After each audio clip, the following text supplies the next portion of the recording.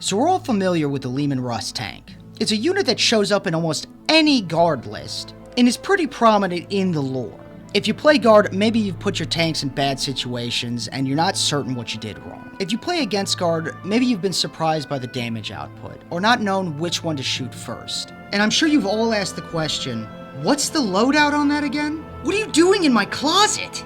It's 3 a.m. No, I don't want to play a game of Warhammer with you. We've all been there before. Today we're going to go over deployment, movement, shooting, each variant and what loadouts work best for them, and how you might want to position each one of these variants. For those of you playing against guard, this might help you guard against the next time you play guard. Oh, give me a...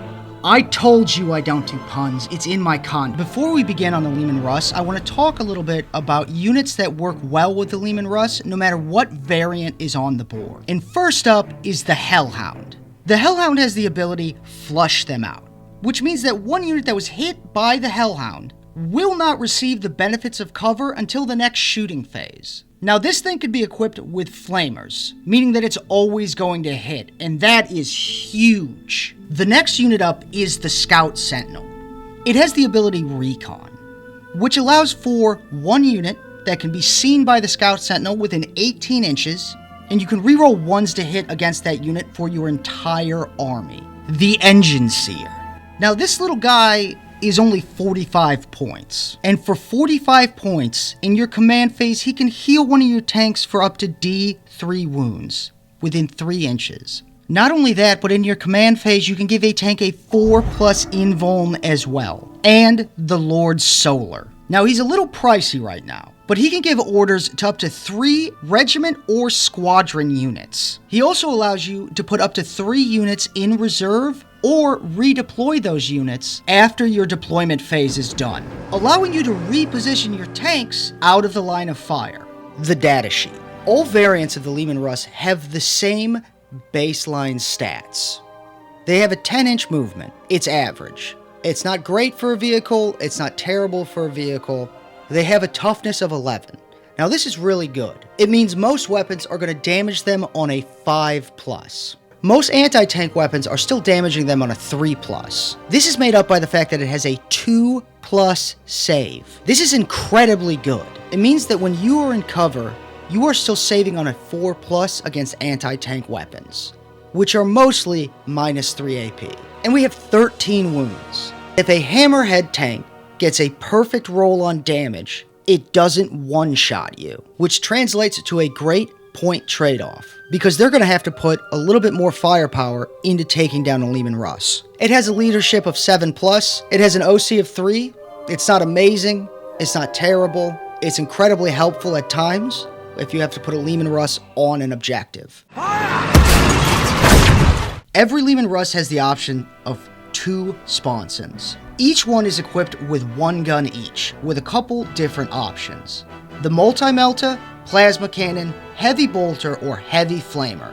Now each one of these comes with pros and cons. The Multi-Melta is probably the best. It gives a lot of extra threat and extra firepower to big monsters, vehicles, and even elite units.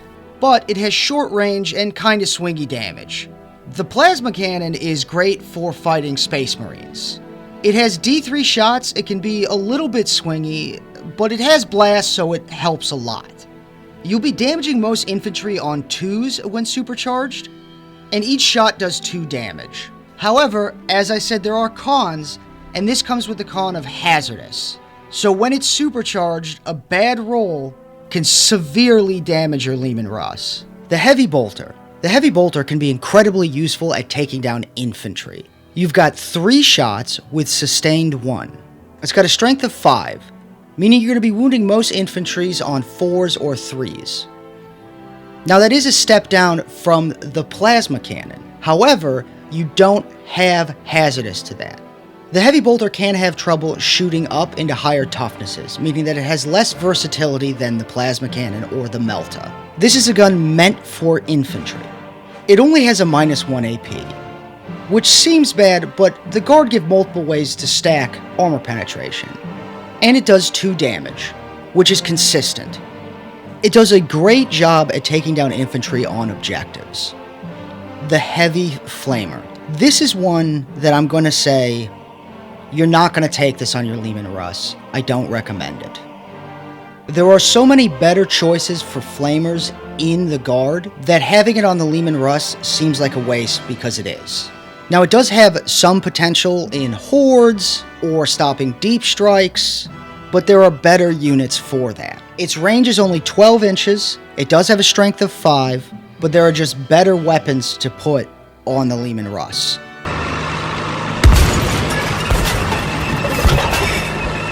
Let's talk about the front chassis weapon. This is incredibly similar to the Sponsons, but you don't have the option for the multi-melta or the plasma cannon.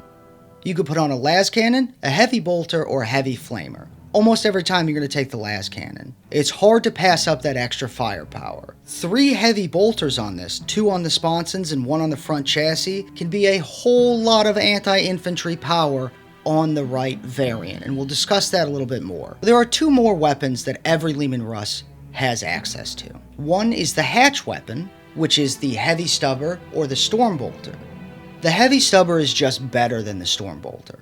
It has more shots, it has a 36-inch range rather than a 24-inch range the storm bolter has, and it has rapid fire 3 compared to the storm bolter's rapid fire 2, meaning you're going to get 4 shots with the storm bolter and 6 shots with the heavy stubber. And this might not seem like much, but if you have a couple Leman Russ on the table, each having heavy stubbers, this is a lot of extra anti-infantry power. Now, each one also has the option for Hunter Killer Missile, and these are both great and terrible. They're 1 shot per game, they're strength 14, and they do D6 damage. Now, the problem is, most of the time they're going to do nothing. People are going to save them, you're going to miss the wound, but when they do go off, even your opponent's going to celebrate because it's such a rare anomaly. Alright, enough of talking about Sponsons and front guns, hatch guns, Hunter Killer Missiles, enough of that. We're done with that. Let's move on to the variants, which is what we all want to talk about. And you're thinking, finally, this is going to be a blast, but you're wrong, because we have to talk about the Leman Russ Eradicator. This tank is awful. Do not take it. Do not bring it with you. Don't even build the gun, alright? Just keep it in a box, and if they ever change it so it's good, you have it. The main weapon for the Leman Russ Eradicator is its Eradicator Nova Cannon. A 36-inch range, D6 plus 6 shots, 4 plus ballistic skill, a strength of 7, -1 AP, and 2 damage. And you're thinking, okay, that's not that bad, but it is, alright? This variant's ability doesn't even benefit its gun. It reduces the damage of incoming attacks by 1, as long as you're in cover. So if somebody can remove cover, this tank's ability is useless. The Nova Cannon is grossly outclassed by every other Leman Russ. It wants to sit on an objective and shoot infantry. But every variant of the Leman Russ, except for one, does this better. It's 170 points. It costs way too much to sit this thing on an objective. And you're playing Guard, so you have innumerable number of options that are so much better to sit on an objective. I don't want to spend any more time talking about this tank. It is a waste of time. The Leman Russ Punisher. Now, this isn't a favorite of the Guard. There's a good chance you won't see it, but it's actually kind of slept on. I mentioned earlier putting 3 heavy bolters on this, and this thing becomes an absolute infantry removing machine. The tank's titular Punisher cannon has 20 shots. It has a 24-inch range, a strength of 6, 0 AP, 1 damage. You're saying, Terville, that's awful. Except for its ability, mow down the enemy. Anytime it's shooting infantry, that gun does devastating wounds, meaning that there's almost no escaping the damage from this gun. Like I said though, it's not a favorite. It's great for hordes, it can take down Space Marines, it has a job, it does it well. This is a mid-range tank. This tank wants to be close to objectives and just shoot at infantry that are trying to take it. You can put a little armor penetration behind this and it is going to destroy things. And for 150 points, it's pretty good. The field ordnance battery might outclass this thing. It is cheaper, it's got a lot of shots, but it doesn't have the survivability of a Leman Russ. So there's a couple different ways you can build this tank. You can build it with the heavy bolters, huge anti-infantry on that. You can give it the meltas and the las cannons. It can be a little bit closer and be a threat to tanks as well, which is not bad if you need a little bit more anti-tank, as this is not going to be a high priority for an anti-tank list. If you're playing against Guard and you see this tank, it is not a high priority tank unless you are playing a lot of infantry. The Leman Russ Exterminator. This is a Guard favorite. This is the utility tank of utility tanks for the Guard, maybe even the entire game. Why, you ask? Well, let's start with its gun, the Exterminator autocannon. It has a range of 48 inches, 4 attacks, 4 shots, 4+ ballistic skill, a 9 strength, -1 AP, 2 damage each. That's alright, it's not great, but here is where it gets good. Its ability, Withering Hail. Anything the Exterminator shoots with its Exterminator autocannon, it can choose one of the units hit by it to have an additional AP to every unit that shoots at it in your army. This thing did take a points increase with the Codex. It is now 180 points. Despite that, you will still see this in almost every Guard list, because its utility is so good, and the only way to shut it off is to kill this tank. If you combine this with a Hellhound, you have no cover on a target and additional AP, and you've spent no command points. This will make your opponents use command points to survive the shooting. The Exterminator cannon also has Rapid Fire 4, but you really don't take this gun for its shooting potential, but that is a huge bonus. Let's talk about where we want to deploy this and how we want to use it. You want to keep the Exterminator close to your deployment zone, so that you can also stop reserves and deep strikes, maximizing its utility. This tank is going to pick on any targets you want to make sure are going to die. It goes really well with any variant of the Leman Russ, and you want to make sure you keep it out of range and line of sight of the enemy. It should always be in cover, it's super beneficial, and you don't want to lose it. And in every game I've brought this is one of the first tanks that they try to take down, or they do take down, because it is so very good. Playing against Guard, if you don't shut off the benefits from this tank, things can turn against you very quickly. The Leman Russ Executioner. This is my favorite version of the Leman Russ. It is an elite infantry mulcher. It takes crap from no one, and it has the firepower to back it up. It easily becomes the most versatile tank in the Guard, if not the game, in the right situation. I cannot express how much I like this tank. Its Executioner plasma cannon can be fired at its normal capacity or its supercharged capacity. A range of 36 inches, D6 +3 shots with blast, 4+ baseline ballistic skill, and that's important, a 7 strength or an 8 strength when supercharged, -2 or -3 AP when supercharged, and a damage of 2 going to 3 when it is supercharged. Does of course gain hazardous when it does this. Its ability Gung-Ho Executioners is important for that 4+ ballistic skill. When you fire at something that is below half strength with the Executioner plasma cannon, you add 1 to the hit roll. Now that would seem not so great, but with Take Aim and a Scout Sentinel, you're hitting on 2s and re-rolling 1s. You're wounding infantry on 2s and elite infantry on 3s. As I mentioned, it has the blast profile, which is also big. With a strength of 8, it is wounding vehicles on a 5+. But if you put this in combined arms, it really shines. If you're going to bring the Executioner, you probably want to bring 2 of them. The best Sponson weapon for this is the multi-melta, and on the front chassis you want the las cannon. The Executioner plasma cannon becomes a huge threat to things like Terminators, who you're pushing onto their invuln, and if they miss a save, it's a dead Terminator. It's 170 points, which is the same point value as the Eradicator, as if it needs more arguments as to why that tank is terrible. This is a tank that wants to be on midfield, sitting behind things like Bullgren or infantry so that they can continue to push into that, helping to take them out. Now if you're playing against Guard, the threat of this tank is going to depend on the detachment that they're running and what you're running. If you have a lot of tanks and they're running combined arms, this tank will be considerably more threatening to your tanks. If they don't have combined arms, this tank probably won't be your biggest threat. But if you're running a lot of elite infantry, this is probably one of the first things you're going to want to take off the board, because they will make a mess of anything you put in front of them. The Leman Russ Battle Tank. This tank is phenomenal. Its battle cannon has a 48-inch range, D6 plus 3 shots, with blast, 4 plus ballistic skill, 10 strength, minus 1 AP, and 3 damage each. And what makes the Leman Russ Battle Tank so good is its ability Armored Spearhead, which allows the tank to reroll all hit rolls of 1 and all hit rolls if the target is on the objective. Now, this doesn't just apply to the battle cannon, it applies to all weapons on the battle tank. Now, to get the full potential of the battle cannon and this tank, you're going to want to pair it with an Exterminator or any other stratagem that increases its armor penetration or removes cover. And it will slap.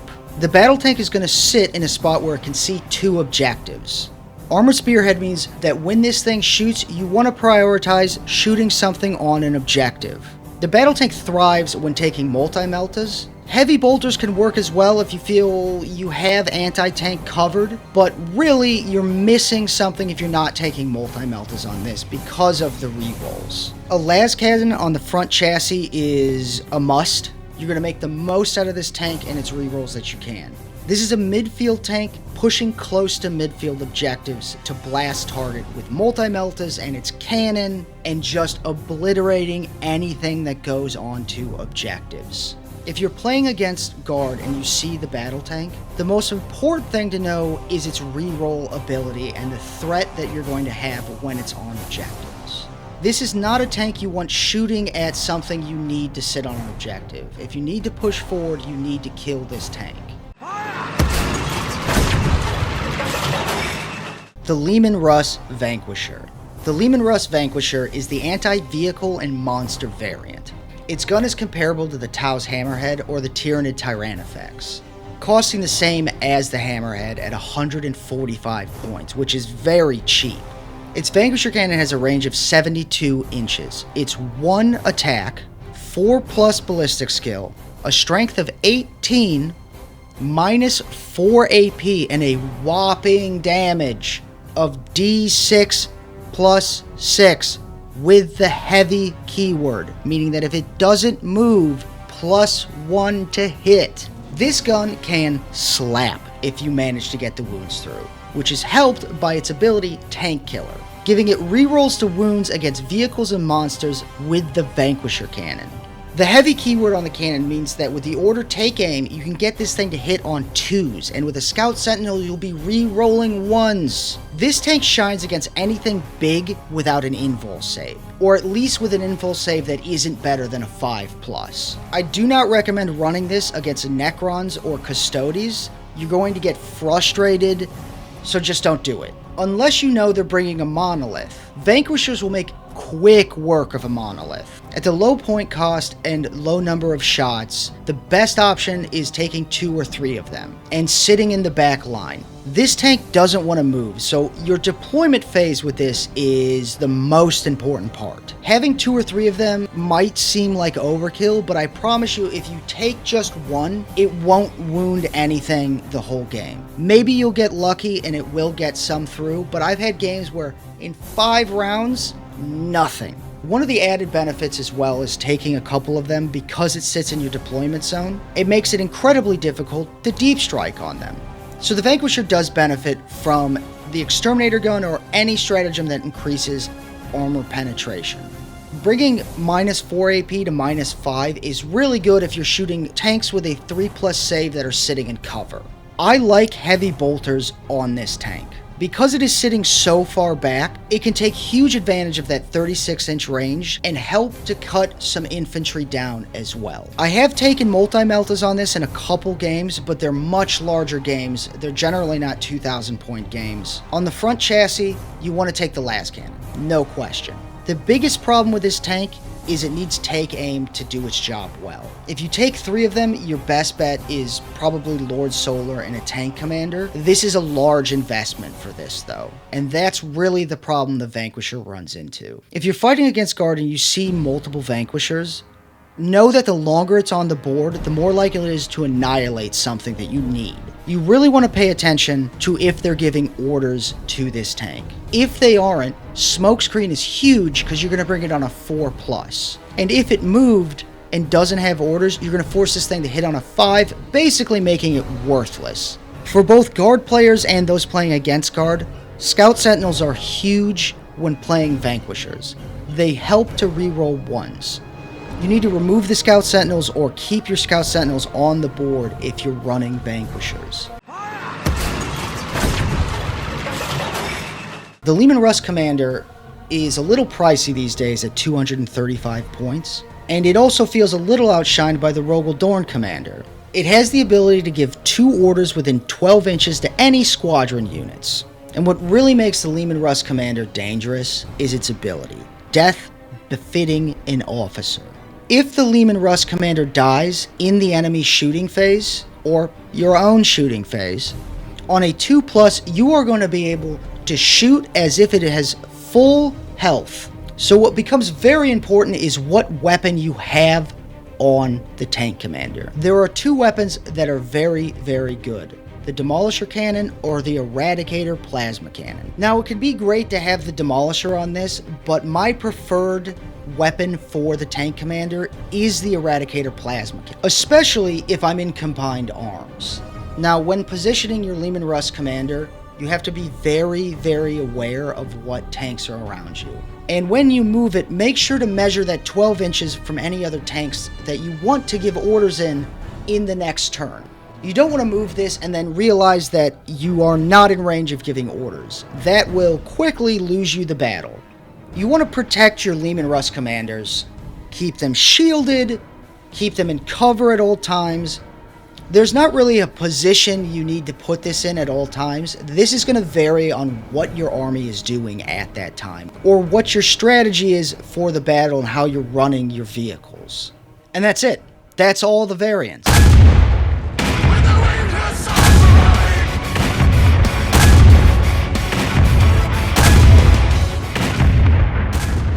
The Leman Russ Demolisher has been everyone's favorite variant for most of 10. It can fix most any problems, vehicle, monsters, infantry, elite, it doesn't matter to the Demolisher. The Demolisher cannon has a 24-inch range, D6 +1 shots with blast, a strength of 14, -3 AP, and D6 damage, which is a bit swingy. The Demolisher gets further benefit from its ability that allows it to shoot at anything in engagement range of itself, as long as no other allied units are in the melee. Even removing the -1 to hit with big guns never tire. I did say it's D6 +1 shots.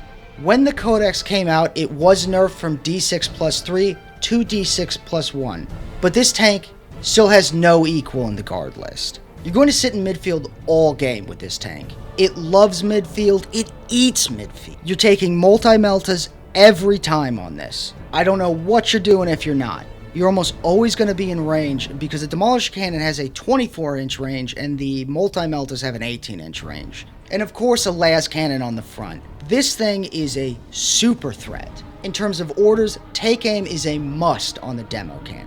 It can benefit from increases to its AP, but it doesn't really need them. This tank has been so ubiquitous in guard lists that if an opponent sees it on the table, they're trying to remove it as soon as possible. So make sure you know where you're putting this. Keep it in cover, be aware of where the other big guns are. If you're capable of redeploying and you think you're in a bad situation, take the opportunity to redeploy this, make sure it's going to get where it's going, know what you're going to do with this tank. You do not want to lose this tank before he's done his damage. Anyone who fights guard already knows the Demolisher is dangerous. It's the top of S tier for units that have to be removed from the table. If you let these things cruise around the battlefield, you're going to be done by round 3. There are a few things on the Exterminator and the Demolisher I wanted to give their own section to. On the section about the Exterminator, I didn't mention the Sponsons. The reason for this is because it varies greatly with your local meta or what your strategy is. It is a tank that works with just about any weapon on the Sponsons, and like I said, it's going to vary on what you tend to run into and what you're going to be running. Meltas can be incredibly helpful to deny any deep strike. They really don't want to get close to multi-Meltas, whether they're elite or a big unit coming in. It's not something they really want to do. Obviously, heavy bolters work very well. I've mentioned that multiple times. Great at taking out infantry from a distance. The plasma isn't something I generally suggest because it works best when supercharged, and you don't really want to take the risk of this tank taking any more damage. And I want to talk about using stratagems with the Exterminator. It is an important tank, you want to keep it alive, but don't fall into the mistake of spending a bunch of command points to keep it alive. One of its goals is to add utility without spending command points. Once you start spending command points to keep the Exterminator alive, its utility to price point starts to shift pretty dramatically. And you really want to keep those command points for taking objectives, keeping something like Guardsmen alive, or something else with better firepower to use it on. So do your best to keep the Exterminator alive, but don't go crazy trying to do so. And the las cannon is a must on the Exterminator. It's something you always want to take because it adds that extra firepower, which a las cannon just, you're paying for it anyways. If you're taking the tank, might as well take it. Alright, one thing I really want to talk about that I've seen a couple people make the mistake of is melee and the Demolisher. Though its ability line breaker, where it can be in engagement range and shoot its Demolisher cannon despite it having blast, and it not taking the -1 to hit from Big Guns Never Tire when it is in engagement range, if something wants to be in melee with a Leman Russ, you don't want to be in melee with that. It will destroy your Leman Russ probably in one turn. Now, there are times where being in melee with this is obviously great. Charging another vehicle to give it the -1 to hit with Big Guns Never Tire is excellent, or slowing it down. Charging small amounts of chaff to stop them from doing secondary objectives or getting on objectives is also excellent, as you will be able to shoot out of combat or into combat with them to continue the damage of the Demolisher, and they're going to be -1 when shooting you. So that can be, believe it or not, a great way to keep your Demolisher alive in certain situations.